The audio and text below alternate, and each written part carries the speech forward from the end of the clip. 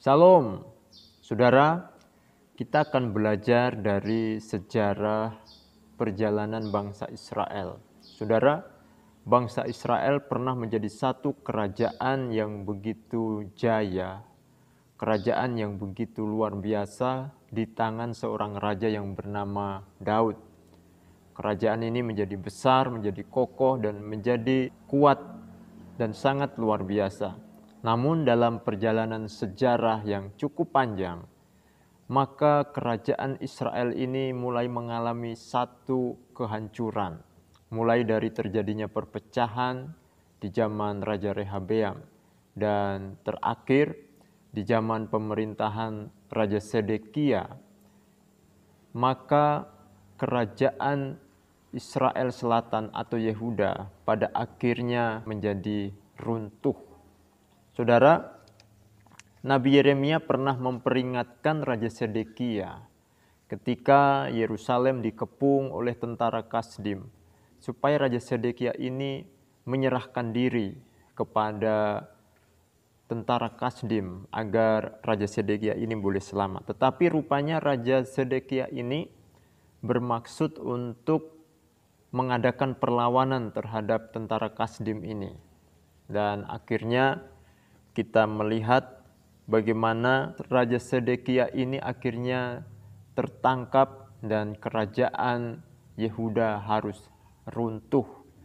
Dan semua rakyat orang-orang Yehuda pada waktu itu harus dibawa ke pembuangan ke negeri Babel. Penyebab kehancuran dari kerajaan Yehuda itu disebutkan dalam 2 Tawarik pasal yang ke-36 ayat 11 sampai ayat yang ke-21. Saya mencatat di sini ada beberapa hal yang disebutkan oleh penulis 2 Tawarik ini tentang kehancuran dari kerajaan Yehuda ini. Yang pertama adalah karena Sedekia sebagai Raja Yehuda dikatakan dia seorang yang jahat di mata Tuhan. Jadi Sedekia ada seorang yang tidak setia di hadapan Tuhan. Ini salah satu penyebab faktor utama dari kehancuran kerajaan itu. Kemudian yang kedua, rakyat juga tidak setia kepada Tuhan.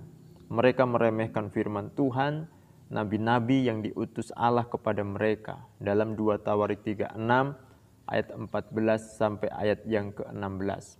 Saudara, melalui pengalaman sejarah dari bangsa Israel ini, Rasul Paulus menyebutkan bahwa sejarah bangsa Israel ini ditulis untuk menjadi satu peringatan, menjadi satu pembelajaran bagi orang percaya yang hidup di akhir zaman ini. Dalam 1 Korintus 10 di ayat yang ke-1, "Aku mau saudara-saudara supaya kamu mengetahui bahwa nenek moyang kita semua berada di bawah perlindungan awan dan mereka semua telah melintasi laut." Ayat yang ke-5, "Sungguh pun demikian, Allah tidak berkenan kepada sebagian besar dari mereka.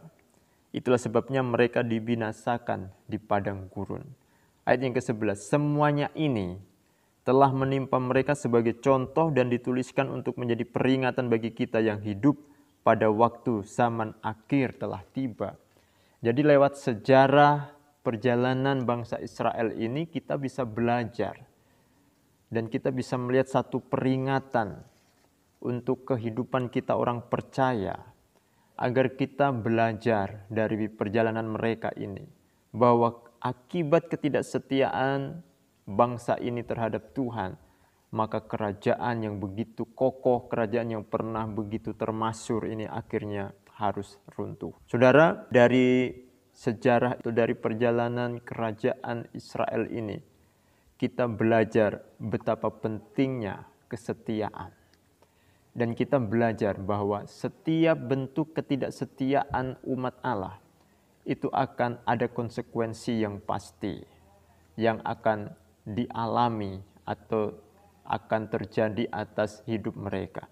Oleh sebab itu Tuhan Yesus dengan jelas menegaskan dalam Matius 6 ayat yang ke-33, "Carilah dahulu kerajaan Allah dan kebenarannya, maka semuanya itu akan ditambahkan kepadamu."